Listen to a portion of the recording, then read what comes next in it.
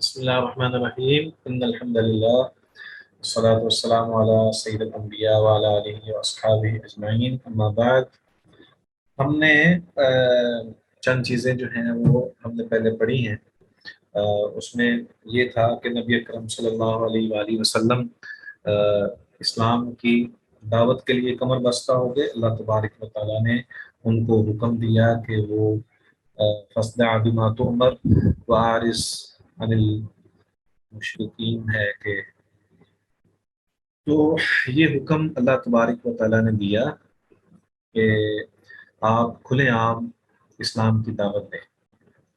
اور اس میں کسی قسم کا آپ کو پریشان ہونے کی ضرورت نہیں ہے۔ اور اس میں یہ ہے کہ نبی اکرم صلی اللہ علیہ وآلہ وسلم نے اسلام کی دعوت جب دی تو اس موقع پر جو سب سے زیادہ مخالفین تھے، دشمنان اسلام تھے، انہوں نے پھر آگے ریئیکٹ کرنا شروع کر دیا۔ تو یہ ایک بہت بڑا مسئلہ ہے۔ ابتدائی اسلام میں جن چیزوں کا نقصان نبی کرم صلی اللہ علیہ وآلہ وسلم کو ہوا، اس میں سب سے زیادہ یہ تھا کہ آپ علیہ الصلوۃ والسلام کے اپنے ہی قبیلے والے اس بات کو قبول نہیں کر رہے تھے، بلکہ آپ علیہ السلام کی مخالفت در مخالفت جو ہے وہ کی جا رہی تھی۔ تو نبی اکرم صلی اللہ علیہ وآلہ وسلم کی اس دعوت کے پس منظر میں کہ جو آپ علیہ السلام نے دعوت دی ہے، اس میں سب سے زیادہ جس چیز کو آپ علیہ الصلوۃ والسلام کو پریشانی لاحق ہوئی وہ یہی تھی کہ آپ کے بالخصوص خاندان والے یعنی چچا ابو لہب اور ان کی زوجہ ام جمیل، یہ نبی اکرم صلی اللہ علیہ وسلم کی شدید مخالفت انہوں نے شروع کر دی۔ اور اسی طرح نبی اکرم صلی اللہ علیہ وآلہ وسلم کے کچھ ایسے بھی رشتہ دار تھے، قریبی عزیز و اقارب، جو مسلمان نہیں ہوئے، اگرچہ انہوں نے مخالفت بھی نہیں کی، اور انہوں نے آپ علیہ الصلوۃ والسلام کا نہ تو دفاع کیا مشرکین کے سامنے اور نہ ہی نبی اکرم صلی اللہ علیہ وآلہ وسلم کے ساتھ ایمان لے کر آئے اور تعاون کیا۔ ہم نے گزشتہ جو ہم نے پڑھا تھا وہ سیدنا امیر حمزہ اور سیدنا عمر فاروق رضی اللہ تعالی عنہ کے حوالے سے ہم نے ذکر پڑھا ہے کہ انہوں نے جو ہے وہ اسلام قبول کیا، تو پھر برسر عام نبی اکرم صلی اللہ علیہ وآلہ وسلم نے دعوت دی۔ اس کے بعد مسلمانوں کے اندر قوت بھی آئی اور اس کے بعد مسلمانوں کے اندر جذبہ زیادہ بڑھ گیا، اور اس کے بارے میں جو سب سے زیادہ نقصان ہوا وہ ان غلام یا کمزور پسے ہوئے طبقے لوگوں کا ہوا جن کو ان کے مالکوں نے اور ان کے عزیز و اقارب نے سخت شدت کا تشدد کا نشانہ بنایا اور ان کے ساتھ بڑا معاندانہ رویہ اختیار کیا اور ان کو بہت ہی سختی کے ساتھ جو ہے وہ ان کے ساتھ پیش آئے، بلکہ یہاں تک ہی نہیں بلکہ ان کو بعض کو تو زدکوب کیا گیا اور ان کو تشدد کا نشانہ بناتے ہوئے اتنا زیادہ ان کے اوپر تشدد کیا گیا کہ بعض تو جان سے بھی گئے۔ تو یہ نبی اکرم صلی اللہ علیہ وآلہ وسلم کے ساتھیوں کے ساتھ یہ سلوک ہوا۔ یہ اسلام کی دعوت جو ہے یہ دراصل اسی طرح ہی پھیلی ہے شروع میں کہ اس میں آزمائش بھی ہوتی ہے اور اس میں تکالیف اور مصائب بھی پیش آتی ہیں، اور اس میں نبی اکرم صلی اللہ علیہ وآلہ وسلم کی اپنی ذات جو ہے اس کو بھی نقصان پہنچا۔ آپ کی دو بیٹیاں تھیں ابتدا میں جن کو زینب اور رقیہ، ان دونوں کی نسبت ابو لہب کے دو بیٹوں عتبہ اور عتیبہ کے ساتھ ہوئی تھی۔ تو نبی اکرم صلی اللہ علیہ وآلہ وسلم نے جب اسلام کی دعوت دی تو انہوں نے سب سے پہلے یہ کام کیا، مخالفت شروع کی، پھر بالآخر انہوں نے جو ہے وہ نسبت ختم کر دی، ابو لہب نے نسبت ختم کر دی۔ جب نسبت ختم کی تو اس کا دکھ سب سے زیادہ نبی اکرم صلی اللہ علیہ وسلم کو ہوا۔ اس کے بعد نبی اکرم صلی اللہ علیہ وسلم سر یہ دونوں بیٹیاں حضرت رقیہ اور ام کلثوم کی نسبت نہیں ہے اتبا اور طیبہ کے ساتھ؟ آپ کا خیال ہے کہ حضرت زینب کی نسبت نہیں ہوئی تھی؟ جی سر، میں نے ابھی کل پرسوں ہی کہیں یہ پڑھا تھا کہ وہ ان کے ساتھ حضرت ام کلثوم اور حضرت رقیہ کی، ان دونوں کی تھی، عتبہ اور عتیبہ کے ساتھ. حضرت زینب میرے خیال سے وہ جو ان کی مطلب یہودی، مجھے نام نہیں یاد، ان کے ساتھ شادی ہوئی تھی، تو وہ ان کے ساتھ ہی نہیں تھی عمر بن عاص، زمانہ جاہلیت. ابو العاص جی جی رضی جی اللہ بالکل، تعالیٰ عنہ کے ابو ساتھ۔ الیاس کے ساتھ. جی جی جی جی. آپ صحیح کہہ رہی ہیں، ٹھیک کہہ رہی ہیں، صحیح ہے۔ تو مقصد یہ ہے کہ وہ نسبت صرف نسبت تک ہی محدود رہی، اور پھر اس کے بعد انہوں نے نسبت ختم کر دی۔ پھر اس دور کے اندر نبی اکرم صلی اللہ علیہ وسلم کا ایک بیٹا پیدا ہوا، اور وہ بیٹا جب فوت ہو گیا تو پھر انہوں نے، مشرکین مکہ نے، نبی اکرم صلی اللہ علیہ وآلہ وسلم کے ساتھ بڑی سختی کے ساتھ جو ہے وہ باتیں بھی کی، سخت باتیں کی، اور یہ کہا گیا کہ دیکھو کہ اس کی نبوت کو آگے لے کر چلنے والا کون ہوگا، اس کا تو کوئی آگے نسل میں سے کوئی ہے ہی نہیں۔ تو اس میں یہ ساری چیزیں جو ہیں یہ بھی سامنے آئیں، تو پھر اللہ تبارک و تعالیٰ نے سورہ کوثر نازل فرمائی۔ اسی طرح جو عمار یاسر رضی اللہ عنہ، ان کی ان کے ساتھ جو ظلم و ستم کیا گیا، اور سیدنا بلال حبشی رضی اللہ تعالیٰ عنہ کے ساتھ جو سلوک کیا گیا، یہ بھی ہمارے اس سیرت کا ایک حصہ ہے کہ سیدنا بلال رضی اللہ تعالیٰ عنہ جب مسلمان ہوئے تو اسلام قبول کرنے کے بعد ان کے ساتھ ان کا جو مالک تھا، اس نے بڑی شدت کے ساتھ، سختی کے ساتھ جو ہے ان کو مارنا پیٹنا شروع کر دیا، یہاں تک کہ سیدنا بلال رضی اللہ تعالیٰ عنہ کے گلے میں جو ہے وہ چادر ڈال کر یا رسی ڈال کر وہاں کے نوجوان لڑکوں کو، اور چھوٹے جو جن کو ہم لڑکے کہتے ہیں، ان کو کہا کہ ان کو گھسیٹو، تو انہوں نے پھر اسی طرح سیدنا بلال رضی اللہ تعالیٰ عنہ کو گھسیٹا، اور اسی طرح حضرت بلال رضی اللہ تعالیٰ عنہ کو شدید ترین اذیت یہ دی گئی کہ تپتی ہوئی ریت کے اوپر ان کو لٹایا گیا، اور لٹانے کے بعد ان کے سینے پر جو ہے وہ بھاری بھرکم پتھر رکھا گیا۔ تو سیدنا بلال رضی اللہ تعالیٰ عنہ ایک جگہ بیان کرتے ہیں کہ ان کی پشت پر وہ بیان کرتے ہیں کہ مکے کی سخت ترین جو شدید ترین گرم ریت تھی وہ میری چربی سے ٹھنڈی ہوتی تھی۔ اس سے یہ ثابت ہوتا ہے کہ سیدنا بلال رضی اللہ تعالیٰ عنہ کے ساتھ بہت ہی شدید معاندانہ اور ظالمانہ رویہ اختیار کیا گیا۔ تو اس طرح کے دیگر بھی کئی معاملات آتے ہیں جس میں اس بات کا ذکر آتا ہے کہ نبی اکرم صلی اللہ علیہ وآلہ وسلم کے ساتھیوں کے ساتھ بہت زیادہ ظلم و ستم کیا گیا۔ اسی طرح جہاں پہ شہادت کی بات آتی ہے تو سب سے پہلی جو اسلام کے اندر شہادت ہے وہ آل یاسر میں سے ہے۔ نبی اکرم صلی اللہ علیہ وآلہ وسلم پر یہ پورا خاندان ایمان لے کر آ گیا تھا، ایمان لایا تھا۔ تو جب ایمان لایا تو اس کے بعد جو ہے انہوں نے، ظالموں نے ان کے ساتھ ظلم و ستم شروع کر دیا، اور بہت زیادہ شدت کے ساتھ ان کو مارا پیٹا، پہلے مارا پھر اس کے بعد ان کو شہید کیا۔ سیدہ سمیہ رضی اللہ تعالی عنہا کو شہید کر دیا گیا،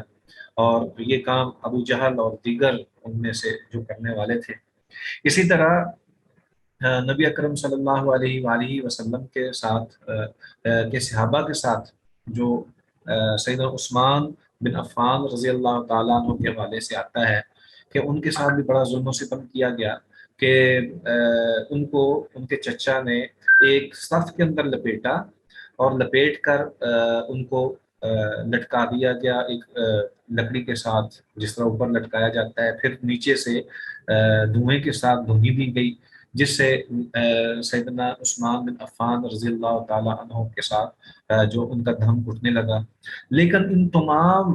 پریشانیوں کے باوجود، ان تمام جتنی بھی اذیتیں تھیں، تکالیف تھیں، ان تمام کے باوجود کسی بھی جگہ پر، کسی بھی موقع پر ایسا نہیں ہوا کہ کسی بھی مسلمان نے اسلام کو چھوڑا، یا کسی بھی موقع پر اسلام کے اوپر کمزوری دکھائی ہو، بلکہ سیدنا بلال رضی اللہ تعالیٰ عنہ کے حوالے سے تو آتا ہے کہ وہ عہد کا جو नारा था वो बुलंद किया करते थे। इसी तरह दीगर कई ऐसे मौके सामने आते हैं या ऐसी चीज़ें सामने आती हैं जिसमें इस मौके पर इस्लाम के ऊपर डट जाना और इस्लाम के ऊपर अमल पैरा होना और किसी सूरत में भी कोई ऐसी बात ना करना जो कि इस्लाम की शरीयत के या उसके शिआर के खिलाफ है, ये चीज़ जो है ये इसमें पाई जाती है। तो नबी अकरम सल्लल्लाहु अलैहि वसल्लम के ये प्यारे सहाबा जो थे हरचंद गरीब ही थे, लेकिन इसके बावजूद कमज़ोर भी थे, लेकिन कुछ गुलाम भी थे, लेकिन इस सब के बावजूद उन्होंने इस्लाम के ऊपर साबित कदमी दिखाई है और किसी भी एतबार से उन्होंने इस्लाम को कमज़ोर नहीं होने दिया। इससे ये साबित होता है कि जो एक दफ़ा जो शख्स मुसलमान हो जाता है, मुसलमान होने के बाद उसके सामने जो सबसे अहम चीज़ है वो दीन के ऊपर इस्तिकामत है। इस्तिकामत दीन जो है ये बहुत ही अहम चीज़ है। जितने भी सहाबा का वाक़या आप पढ़ेंगे और बिल्कुल यकीनी तौर पर ये हमारे सामने वाज़ेह तौर पर आता है कि जितने भी सहाबा मुसलमान हुए हैं उन तमाम के जो दीन की हालत है और उनके जो अल्लाह के साथ ताल्लुक़ पैदा हो जाता था या नबी अकरम सल्लल्लाहु अलैहि वसल्लम के साथ उनकी मोहब्बत पैदा होती थी, तो उसके बाद उनको किसी चीज़ की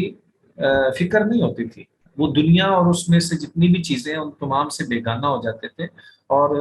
मुसलमान होने के बाद वो इस्तिकामत इख्तियार करते थे। ये ऐसा वस्फ़ है जो बहुत ही अज़ीम शान वस्फ़ है और बहुत ही ज़बरदस्त वस्फ़ है। इसी तरह नबी अकरम सल्लल्लाहु अलैहि वसल्लम जो हैं उनको शेब अबी तालब के अंदर महसूर कर दिया गया, जबकि उसमें अबू तालब भी थे और सईदा खदीजा रज़ी अल्लाह ताला अन्हा और पूरा कुरैश, ये ख़ानदान बनु हाशिम जो है इसको वहाँ पर कैद कर दिया गया। नबी अकरम सल्लल्लाहु अलैहि वसल्लम के बारे में आता है कि ऐसा वक्त भी आया कि नबी अकरम सल्लल्लाहु अलैहि वसल्लम को खाने के लिए कुछ भी नहीं था और बयान किया जाता है कि शेब अबी तालब ने कुछ ऐसा वक्त भी आता था कि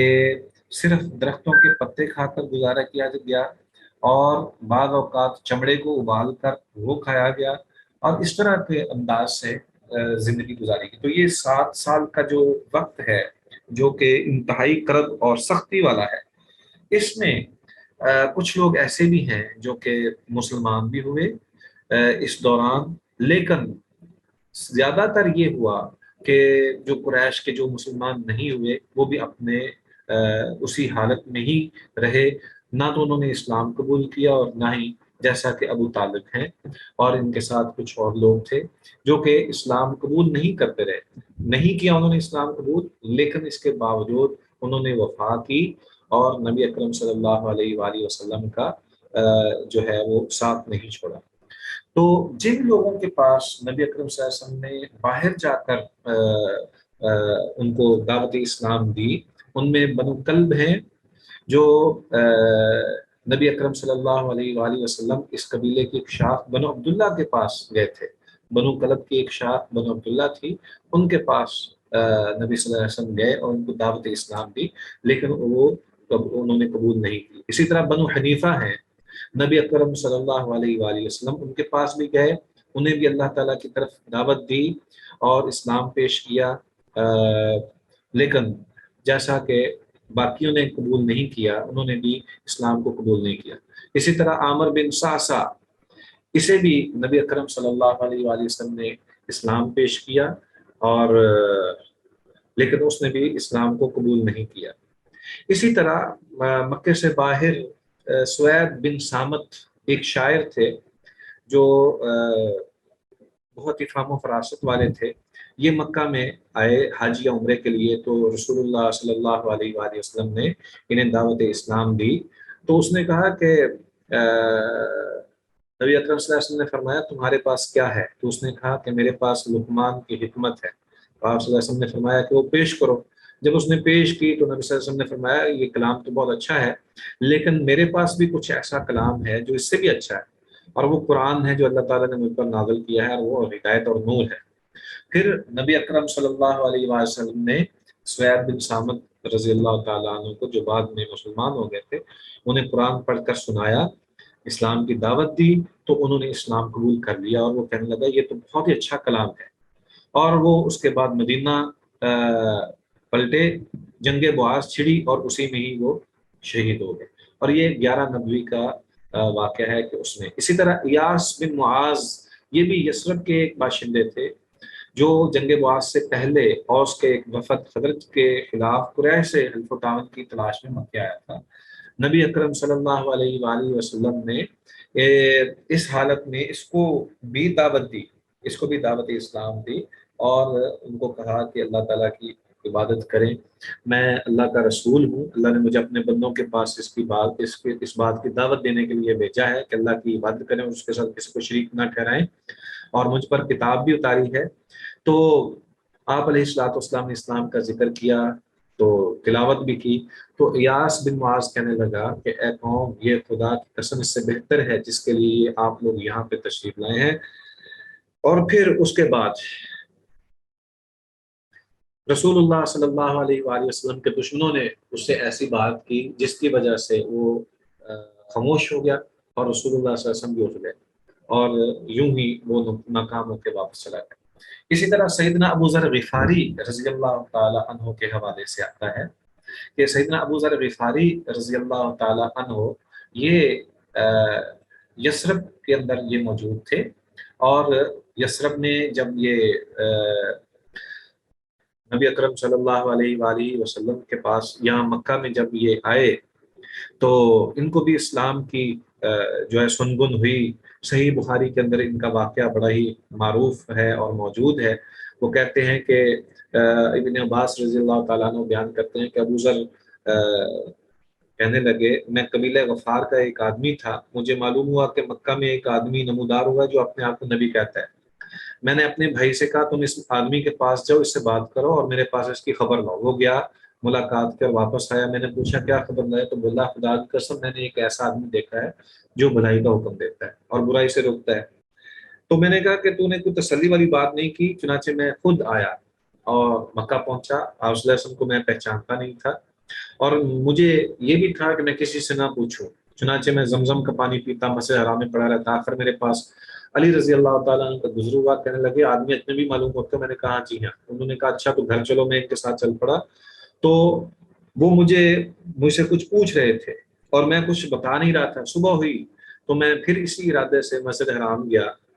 کہ میں آپ صلی اللہ علیہ وسلم کے بارے میں جانوں، لیکن کوئی نہیں تھا جو بتاتا۔ آخر میرے پاس دوسرے دن پھر اسی طرح تیسرے دن جب بات ہوئی تو حضرت علی رضی اللہ تعالی عنہ انہوں نے کہا کہ کوئی بات بتاؤ۔ حضرت علی رضی اللہ تعالیٰ نے بتایا کہ مجھے معلوم، ابو ذر غفاری کہتے ہیں کہ مجھے معلوم ہوا ہے کہ یہاں ایک آدمی نمودار ہوا ہے جو اپنے آپ کو اللہ کا نبی بتاتا ہے۔ میں نے اپنے بھائی کو بھیجا تھا کہ وہ بات کر کے آئے، مگر اس نے کوئی تشفی نہیں کی، اس لیے میں سوچتا ہوں کہ میں خود ہی بات کروں، اس لیے میں یہاں آیا۔ تو حضرت علی رضی اللہ نے کہا تم صحیح جگہ پر پہنچے ہو، اور جہاں میں چاہوں گا وہیں تم چلے جانا۔ چنانچہ نبی اکرم صلی اللہ علیہ وآلہ وسلم کے پاس ان کو لے گئے، اور پھر انہوں نے وہاں جب دیکھا، نبی اکرم صلی اللہ علیہ وآلہ وسلم کو دیکھا اور باتیں کی تو وہ مسلمان ہو گئے۔ جب کلمہ پڑھ لیا تو پھر اس کے بعد وہ کہنے لگے کہ میں اب سب کے سامنے اعلان کروں گا۔ لوگوں نے کہا کہ آپ ان کے سامنے، کفار کے سامنے اعلان نہ کریں، کیونکہ وہ اس طرح آپ کے ساتھ اذیت والا معاملہ کریں گے، لیکن سیدنا ابو ذر غفاری رضی اللہ تعالیٰ عنہ نے کہا کہ نہیں،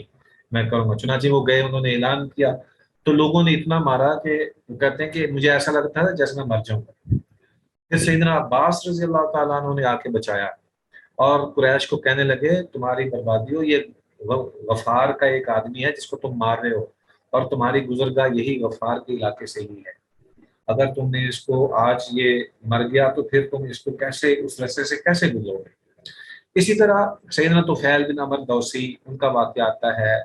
اور دیگر کئی صحابہ ہیں جن کے بارے میں یہ واقعات، زمات ازدی ہیں، یمن کے باشندے تھے، وہ بھی مسلمان ہوتے ہیں،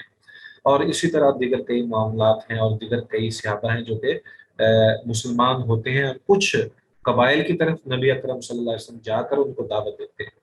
تو یہ ابتدا میں نبی اکرم صلی اللہ علیہ وآلہ وسلم کو انفرادی طور پر تو بعض اوقات جو ہے وہ قبولیت کے حوالے سے خوشخبری ملتی رہی اور لوگ مسلمان ہوتے رہے، لیکن پورے کا پورا قبیلہ کوئی مسلمان ہو، یہ ایسی کوئی بھی صورت نہیں تھی۔ چنانچہ نبی اکرم صلی اللہ علیہ وآلہ وسلم مسلسل دعوت اسلام پر ہی کاربند رہے۔ یہ ہے مختصر سا واقعہ جس میں شیب ابی طالب کا بھی کچھ ذکر ہے، اور پھر اس کے بعد انشاءاللہ العزیز ہمارے پاس کچھ وہ سفر شروع ہوگا، جیسا ہم تھوڑی دیر میں اس کو شروع کریں گے، جس میں بیعت عقبہ کا ذکر ملتا ہے۔ اس حوالے سے کوئی آپ کے ذہن میں کوئی سوال ہے تو وہ آپ پوچھ سکتے ہیں۔ جی سر کوشچن جی شیخ تو صاحب، ایسا نہیں ہے، لیکن ماشاءاللہ ربط کافی اچھا ہے، مزہ آیا ہے ان لیکچرز کا۔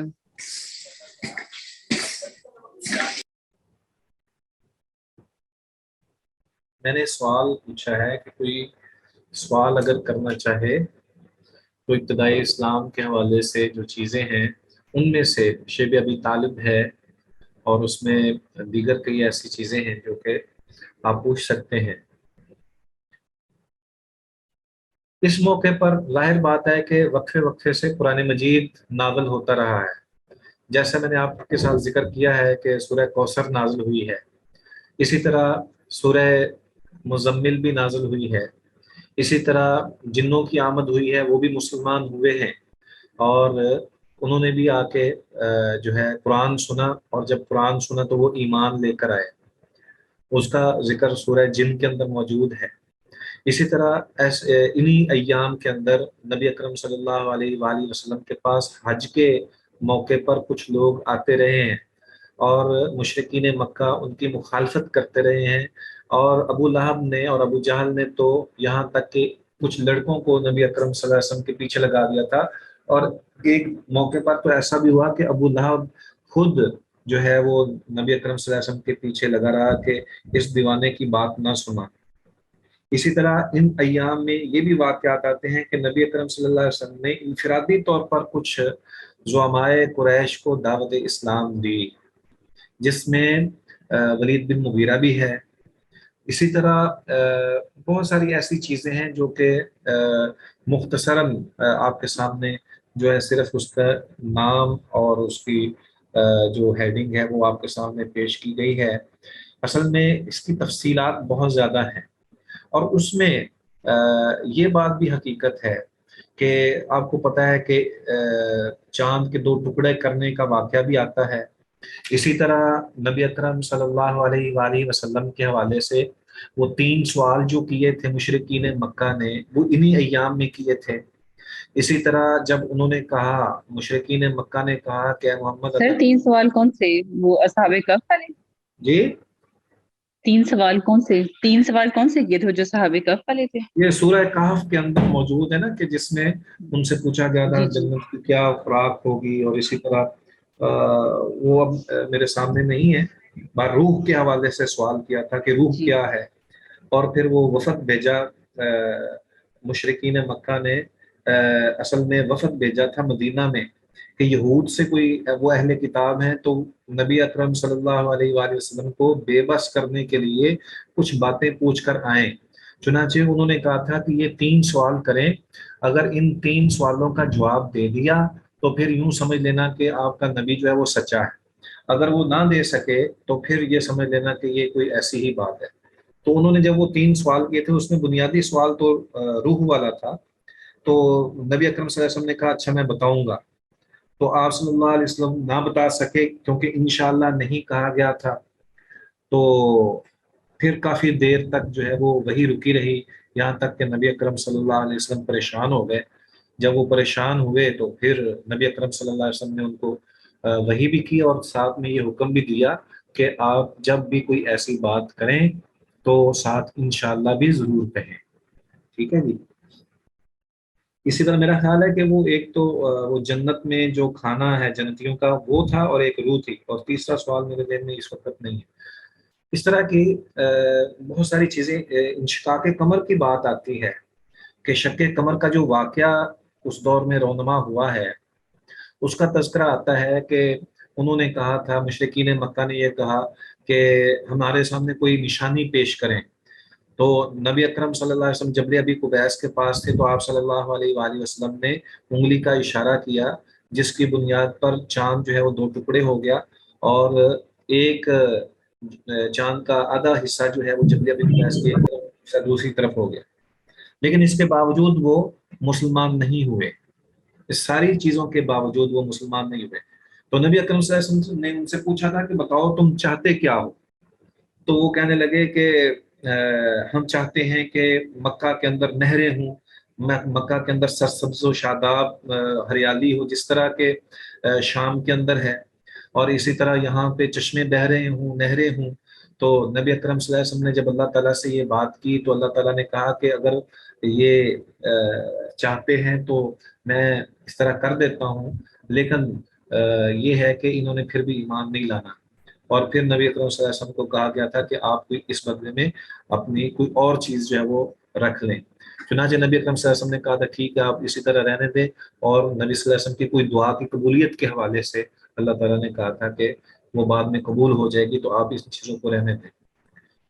اسی طرح عروہ بن مسعود ثقفی جو ہے وہ بھی آیا تھا، نبی اکرم صلی اللہ علیہ وسلم نے اس کو دعوت دین دی لیکن اس نے بھی قبول نہیں کی.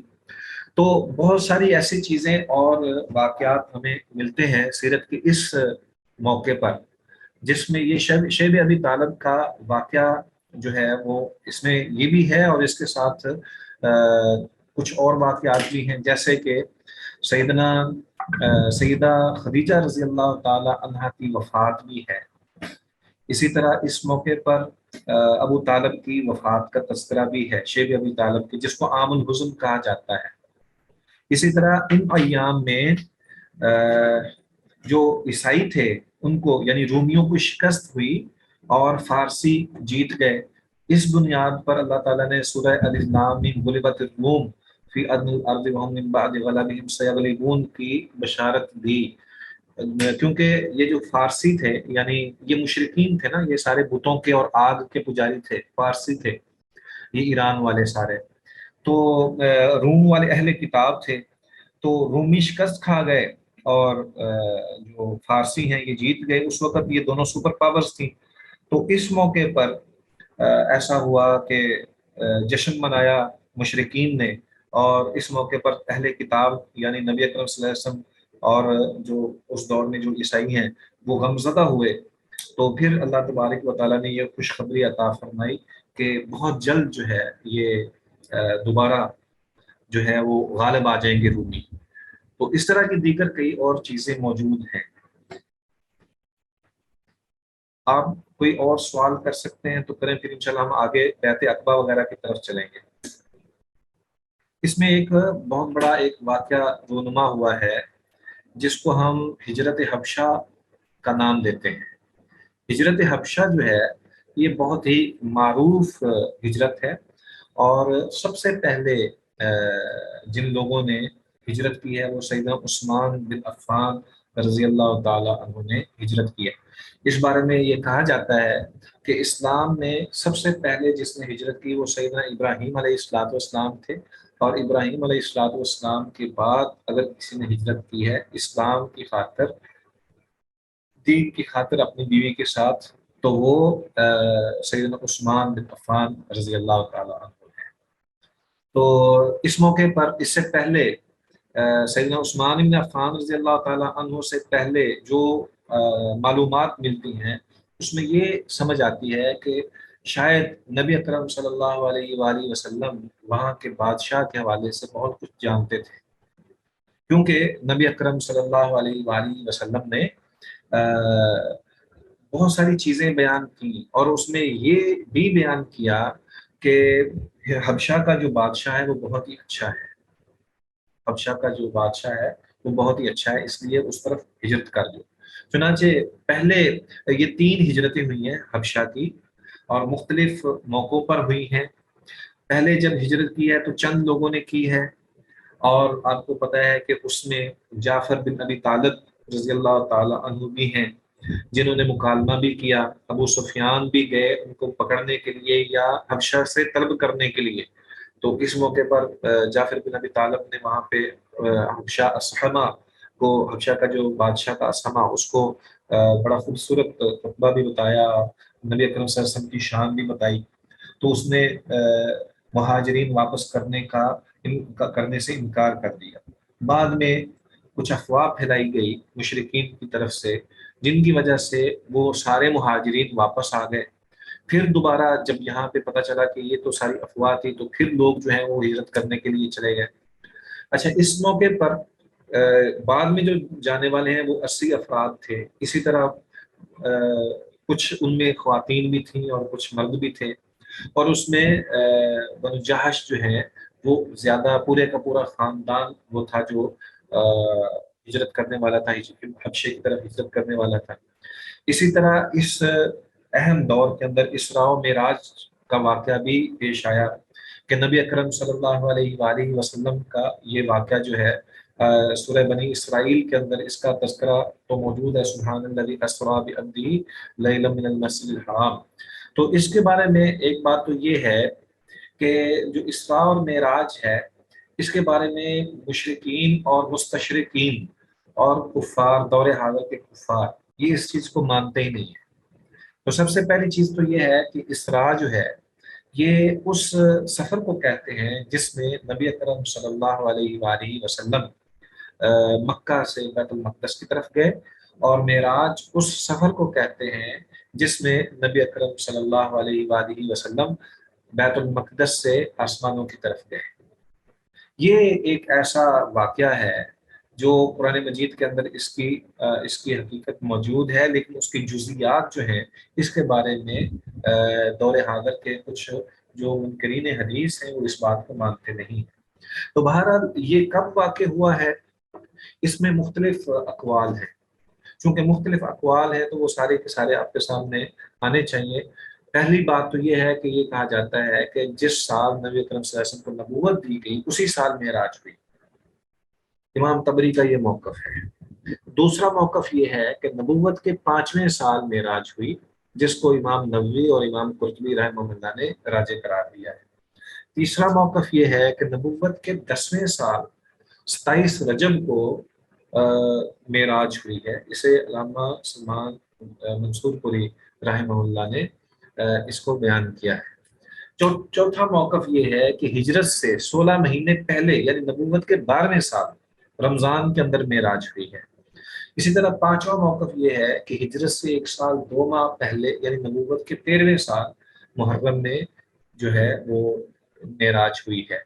और छठा मौक़िफ़ ये है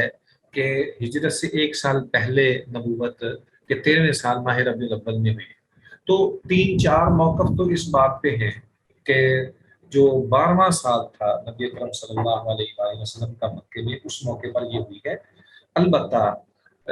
सैयद अल्लामा मंसूरपुरी रहमहुल्लाह ने इसको 10वें साल के साथ जो है वो करार दिया है। इसमें पहले 3 अक़वाल इसलिए भी नहीं माने जा सकते, जैसे सैयद इमाम मुबारकपुरी रहमहुल्लाह ने बयान किया है। वो ये कहते हैं कि पहले 3 साल यानी 10वें साल तक का जो बात है ना, वो इसलिए नहीं मानी जा सकती कि सईदा खदीजा रज़ी अल्लाह तआला अन्हा की वफ़ात नमाज़ पनिराना फ़र्ज़ होने से पहले हुई थी। और इस सबका इस बात पर इत्तेफाक है कि जो 5 नमाज़ें फ़र्ज़ हुई हैं वो मेराज की रात हुई हैं। इससे ये साबित होता है कि सैयदा खदीजा रज़ी अल्लाह तआला अन्हा की वफ़ात मेराज से पहले हुई थी। और चूँकि सैयदा खदीजा रज़ी अल्लाह तआला अन्हा की वफ़ात जो है वो 10वें साल माह रमज़ान में हुई है, लिहाजा मेराज का ज़माना उसके बाद होगा। ये मुबारकपुरी रहमहुल्लाह का मौक़िफ़ है। इसी तरह ये मेराज जो है इसकी तफसीलात हम बहुत ज़्यादा सुनते भी आए हैं। इसमें थोड़ी बहुत जो है इसका तज़किरा करना भी फ़ायदे से खाली नहीं है, क्योंकि ये बहुत ही अहम एक चैप्टर है कि नबी अकरम सल्लल्लाहु अलैहि वसल्लम को अल्लाह ताला के साथ मुलाकात के लिए बुलाया गया। इसकी कुछ मुख्तसर सी जो तफसील बयान की जाती है उसको हम जिक्र करते हैं। आपके ज़हन में कोई सवाल है मेराज की तारीख के हवाले से, या इनमें जो हमने पहले जिक्र की हैं चीज़ें उस हवाले से? जी। सर मैं चाह रही थी कि बैते ओला उकबा जो है ओला और सानिया, उस पे भी थोड़ी सी आप रिवीजन करवा दें। पढ़ी थी पहले, अब याद नहीं है। وہ نا ہجرت کے ساتھ ہی ان کا تعلق ہے، تو ہم جب انشاءاللہ ہجرت کا ذکر کریں گے اس سے پہلے ہم ان بیعتوں کا ذکر کریں گے انشاءاللہ، وہ اس کے بعد ہے، ٹھیک ہے۔ بیعت عقبہ جو ہیں وہ 3 ہوئی ہیں، لیکن 2 معروف ہیں، اولا اور ثانیہ۔ چونکہ پہلی بیعت کے اندر چند مسلمان ہی ہوئے تھے، اور باقاعدہ طور پر جو ایک باقاعدہ نبی کریم صلی اللہ علیہ وسلم کو ملنے کے لیے وفد نہیں آیا تھا، اس لیے پہلی بیعت کو جو ہے وہ ویسے ہی بیان کیا جاتا ہے۔ اور اولا اور ثانیہ جو ہے وہ دوسرے سال جب ملاقات ہوئی انصار کے ساتھ، اور پھر تیسرے سال جب پورے لوگ باقاعدہ صرف بیعت کی طرف سے آئے، 80 افراد تھے، تو نبی اکرم صلی اللہ علیہ وسلم نے ان میں نقیب بھی مقرر کیے، وہ انشاءاللہ ہجرت کے ساتھ اس کا تعلق ہے، تو وہ وہیں پہ اس کا ذکر کریں گے، ٹھیک ہے۔ جو ہم نے پہلے پڑھا ہے اس حوالے سے یوں سمجھ لیں کہ یہ کچھ ایسی چیزیں ہیں جو تفصیل طلب بھی ہیں، لیکن چونکہ ہمارے پاس آؤٹ لائن جو ہے اس میں جس طرح ہم نے ذکر کیا ہے، بہت ساری تفصیلی چیزیں ہم بیان نہیں کر سکتے، صرف اشارہ کرنا اور اس کو صرف ذکر کر دینا ہی کافی ہے۔ باقی میں یہ چاہوں گا کہ آپ سب ایک دفعہ الرحیق المختوم لازمی پڑھ لیں، سیرت کی اور کوئی کتاب پڑھیں نہ پڑھیں، لیکن یہ کتاب جو ہے الرحیق المختوم، اس کو ضرور ایک دفعہ پڑھ لیں۔ اس سے یہ ہوگا کہ آپ کے سامنے بہت ساری چیزیں جو ہیں ان کا کچھ تفصیلی، بہت تفصیلی نہ صحیح، لیکن ایک اچھا خاصا خاکہ جو ہے وہ آپ کے سامنے آ جائے گا انشاءاللہ العزیز۔ تو ہم ابھی شروع کر رہے ہیں جو واقعہ ہے جس کو ہم معراج کے حوالے سے ہم ذکر کرتے ہیں، بیان کیا جاتا ہے۔ ابن قیم رحمہ اللہ اس کے حوالے سے بیان کرتے ہیں کہ صحیح قول کے مطابق رسول اللہ صلی اللہ علیہ وآلہ وسلم کو آپ کے جسم مبارک سمیت براق پر سوار کر کے سیدنا جبریل علیہ السلام کی میت میں مسجد حرام سے بیت المقدس تک سیر کرائی گئی، اور پھر آپ صلی اللہ علیہ وسلم نے وہاں نزول فرمایا، انبیاء علیہ السلام کی امامت کی، براق کو مسجد کے دروازے کے حلقے کے ساتھ باندھا گیا۔ اس کے بعد اسی رات آپ صلی اللہ علیہ وسلم کو بیت المقدس سے آسمان دنیا تک لے جایا گیا۔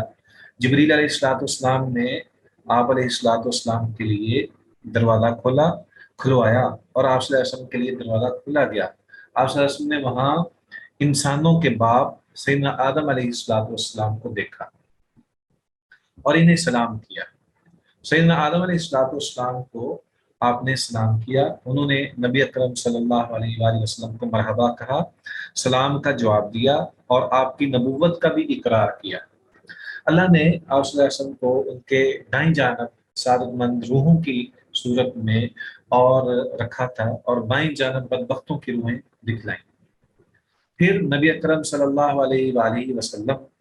کو دوسرے آسمان پر لے جایا گیا، دروازہ کھلوایا گیا، آپ نے وہاں سیدنا یحییٰ بن زکریا علیہ السلام اور سیدنا عیسیٰ بن مریم علیہ السلام کو دیکھا، دونوں سے ملاقات کی اور سلام کیا، دونوں نے سلام کا جواب دیا، مبارکباد دی اور آپ کی نبوت کا اقرار کیا۔ پھر تیسرے آسمان پر لے جایا گیا، آپ صلی اللہ علیہ وسلم نے وہاں سیدنا یوسف علیہ السلام کو دیکھا اور سلام کیا، انہوں نے جواب دیا، مبارکباد دی اور آپ کی نبوت کا اقرار کیا۔ پھر چوتھے آسمان پر لے جایا گیا، وہاں آپ صلی اللہ علیہ وسلم نے سیدنا ادریس علیہ السلام کو دیکھا،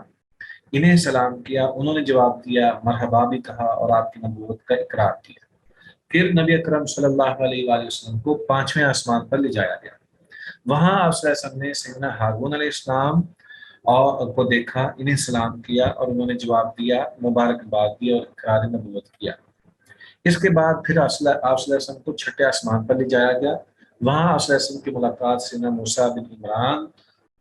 علیہ السلام سے ہوئی، آپ صلی اللہ علیہ وسلم نے انہیں سلام کہا، انہوں نے مرحبا کہا، اقرار نبوت کیا۔ البتہ جب آپ وہاں سے آگے بڑھے تو وہ رونے لگے، ان سے کہا گیا آپ رونے کیوں لگ گئے ہیں؟ تو انہوں نے جواب دیا، میں اس لیے رو رہا ہوں کہ ایک نوجوان جو میرے بعد مبعوث کیا گیا، اس کی امت کے لوگ میری امت کے لوگوں سے بہت زیادہ تعداد میں جنت کے اندر داخل ہوئے۔ اس کے بعد نبی اکرم صلی اللہ علیہ وآلہ وسلم کو ساتویں آسمان پر لے جایا گیا، وہاں آپ صلی اللہ علیہ وسلم کی ملاقات سیدنا ابراہیم علیہ السلام سے ہوئی، آپ نے انہیں سلام کہا، انہوں نے جواب دیا، مبارکباد دی اور آپ کی نبوت کا اقرار کیا۔ اس کے بعد آپ صلی اللہ علیہ وسلم کو سدرۃ المنتہا کی طرف لے جایا گیا، آپ کے لیے بیت معمور کو واضح کیا گیا۔ یہاں تک ہم ٹھہر کے ایک بات جو ہے اس کو نوٹ کرتے ہیں، اور وہ یہ ہے کہ نبی اکرم صلی اللہ علیہ وآلہ وسلم کے ساتھ جب بھی کسی پیغمبر نے ملاقات کی ہے تو سب سے پہلے اس نے نبی صلی اللہ علیہ وسلم نے سلام کہا ہے اور انہوں نے جواب دیا ہے۔ اس کا مطلب یہ ہے کہ یہ سلام اور اس کا جواب دینا یہ ساری امتوں میں تھا۔ دوسری بات، نبی اکرم صلی اللہ علیہ وسلم کو مبارکباد دی کہ وہ اس عظیم الشان مرحلے میں ہیں، یعنی معراج کے موقع پر ہیں،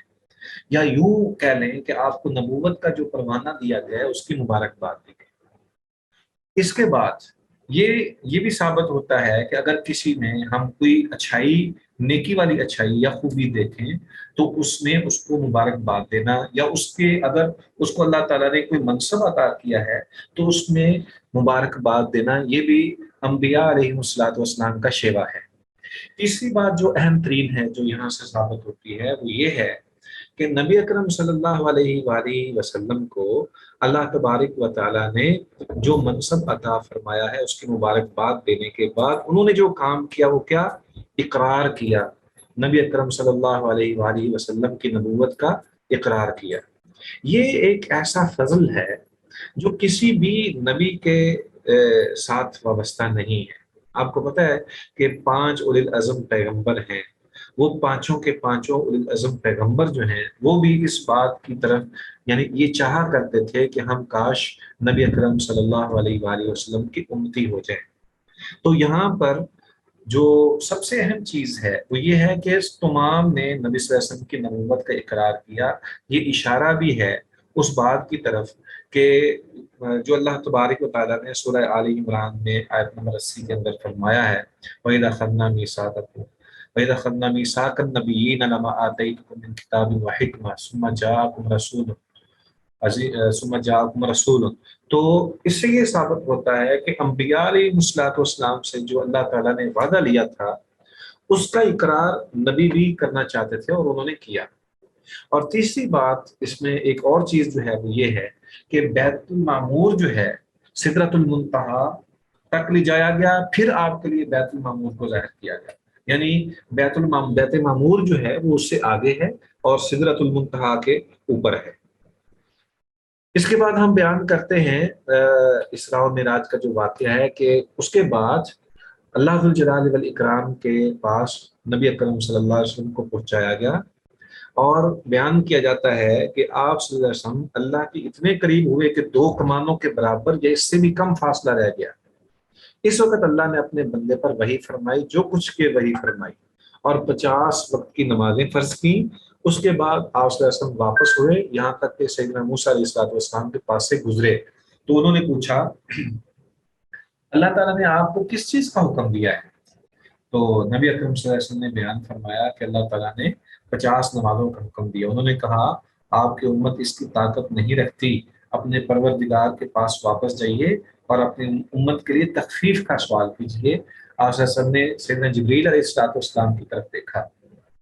گویا ان سے مشورہ لے رہے ہوں، انہوں نے اشارہ کیا کہ ہاں کوئی بات نہیں ہے، آپ صلی اللہ علیہ وسلم چاہیں تو دوبارہ ملاقات کر لیں۔ اس کے بعد جبریل آپ صلی اللہ علیہ وسلم کو پھر دوبارہ نبی اکرم صلی اللہ علیہ وسلم کے پاس لے گئے۔ جب وہ دوبارہ گئے تو بعض الفاظ میں یہ ہے کہ اللہ تعالیٰ نے اس میں 10 نمازیں کم کر دی، اور آپ علیہ السلام نے جب نیچے آئے تو موسیٰ علیہ السلام کے پاس سے گزرا تو انہوں نے پھر کہا۔ اس طرح گزرتے گزرتے آخر میں نبی اکرم صلی اللہ علیہ وآلہ وسلم کے پاس 5 نمازیں رہ گئی،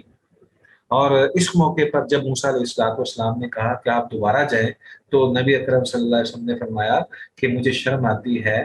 کہ میں اپنے رب کے پاس دوبارہ تخفیف کے لیے جاؤں، بار بار جاؤں، میں اس پر راضی ہوں اور میں سر تسلیم خم کرتا ہوں۔ چنانچہ آپ صلی اللہ علیہ وسلم مزید کچھ دور چلے گئے اور یہ آواز آئی کہ میں نے اپنے بندوں پر تخفیف کر دی ہے، اور وہ تخفیف کیا ہے کہ نبی اکرم صلی اللہ علیہ وآلہ وسلم کے بارے میں روایت ہے کہ آپ صلی اللہ علیہ وسلم فرماتے ہیں کہ اللہ تعالیٰ نے کہا کہ آپ 5 نمازیں پڑھیں، آپ کو اجر جو ہے وہ 50 نمازوں کا ہی ملے گا۔ تو ابن قय्यम रहमहुल्लाह बयान करते हैं कि इस बारे में इख्तिलाफ आया है कि क्या नबी अकरम सल्लल्लाहु अलैहि वसल्लम ने अपने रब को देखा है या नहीं देखा। तो इसमें इमाम इब्न तैमिया रहमहुल्लाह का जिक्र किया है कि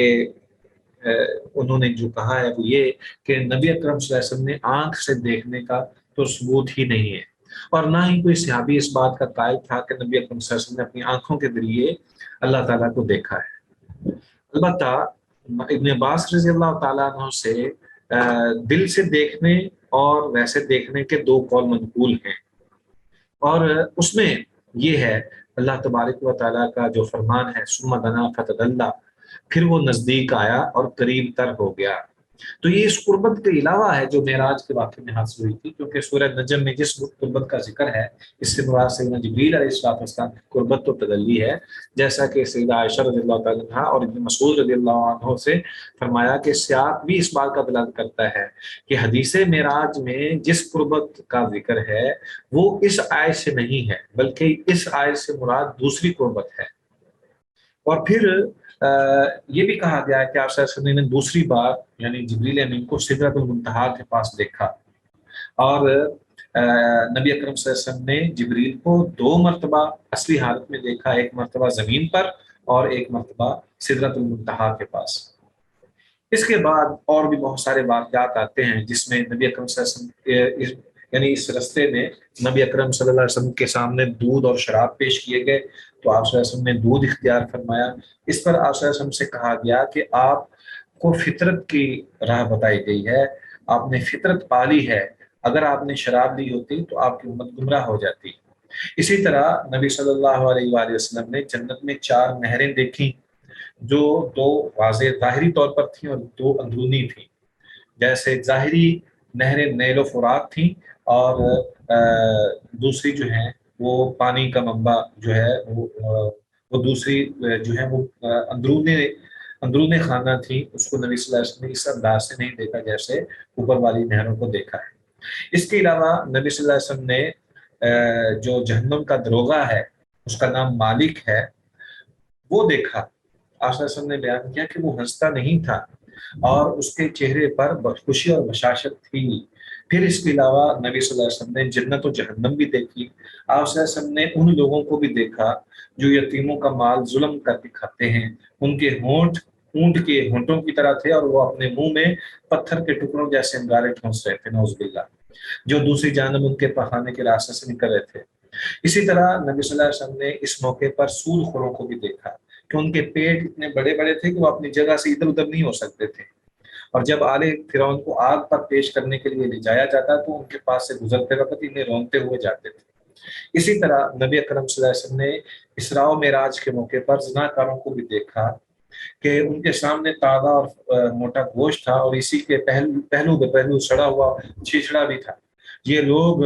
ताज़ा गोश्त छोड़कर जो सड़ा हुआ गोश्त था वो खाते थे। इसी तरह नबी सल्लल्लाहु अलैहि वसल्लम ने इस मौके पर उन औरतों को देखा जो अपने शोहरों पर दूसरों की औलाद दाखिल कर रही यानी ज़ानिया औरतें थीं। इसी तरह नबी अकरम सल्लल्लाहु अलैहि वसल्लम ने आते जाते हुए एक मक्के का काफिला भी देखा, और उन्हें इनका ऊंट भी बताया जो भटक गया था और भाग गया था। तो नबी अकरम सल्लल्लाहु अलैहि वसल्लम ने आप अलैहिस्सलाम ने बाद में अहले मक्का को जब उन्होंने पूछा कि आप किस बात का दावा करते हैं, कि आप कैसे दावा कर सकते हैं कि मैं सिदरतुल मुंतहा तक गया हूं, अल्लाह से मुलाकात की है, तो नबी अकरम सल्लल्लाहु अलैहि वसल्लम ने फिर ये वाकया बयान किया कि आप लोगों का मक्के वालों का काफिला फलां फलां जगह पर मौजूद है और वो वहां से गुजर रहा है और इतने दिनों में वो मक्का में पहुंचेगा। उनका एक ऊंट जो गुम हुआ है और वो फलां जगह पे मौजूद है और वो उसको पालेंगे। चुनाचे जब वो मक्के वाले वापस आए और उन्होंने वही चीजें बयान की जो नबी अकरम सल्लल्लाहु अलैहि वसल्लम ने बयान की थी, तो फिर अहले मक्का जो है वो हक्का बक्का रह गए कि ये वाकई ये बात हुई है कि नबी अकरम सल्लल्लाहु अलैहि वसल्लम ने इसरा और मिराज की है। इसी तरह नबी अकरम सल्लल्लाहु अलैहि वसल्लम से अहले मक्का ने बैतुल मक़दस की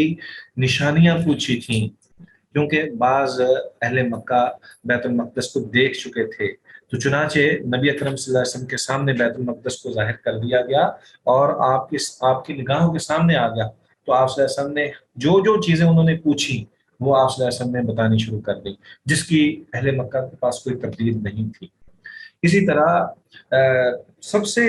بڑا جو اس موقع پر امت مسلمہ کے لیے جو اعزاز نصیب ہوا وہ صدیق کے لفظ کا ہوا، کہ جب اہل مکہ نے حضرت ابو بکر صدیق رضی اللہ تعالی عنہ کو یہ کہا کہ کیا تم یہ تصور کرتے کہ کوئی آدمی یہاں سے شام کی طرف جائے، وہاں مسجد اقصی بیت المقدس دیکھے اور وہاں سے پھر وہ آگے بھی سفر کرے؟ تو انہوں نے کہا کہ نہیں۔ تو پھر مکہ والوں نے کہا کہ تمہارا جو دوست ہے اس نے ایسا ہی ایک دعویٰ کر دیا ہے۔ تو حضرت ابوبکر صدیق رضی اللہ تعالیٰ عنہ نے کہا کہ اگر انہوں نے کہا ہے تو پھر بالکل ہی سچ کہا ہے۔ اس سے یہ ثابت ہوتا ہے، اس سے یہ بات واضح ہوتی ہے کہ نبی اکرم صلی اللہ علیہ وآلہ وسلم پر سیدنا ابوبکر صدیق رضی اللہ تعالیٰ عنہ کا آنکھیں بند کر کے ایمان لانا تھا، کہ اسی موقع پر اللہ تبارک و تعالیٰ نے پھر ان کو صدیق کا خطاب دیا۔ اسی طرح